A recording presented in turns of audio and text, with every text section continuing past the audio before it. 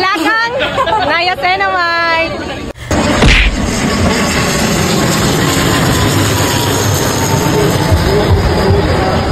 Hello guys! So ito na naman ang Disney Princess nyo. Nandito lang sa Lalapu-Lapu, char lang. So sobrang na-miss ko talaga mga voice-over ba at bahala na lang no. Dugay na yung video ko. At so mga kadipis, dugay na siya nga video niya. Kato ni pag-ERT last week pa ni siya pero karon pa na ako na-upload kay wala gid ko yung time mag-voice-over no niya. Karon kay gimingaw jud kay ko mag-voice-over. Anyway, ang ilang ERT is naa sa MEPS 3 sa Sibulite. So naa sila free lugar diri, digin mo mapasma. And of course, napo diri ang atong Little Uhahay. Uhahay!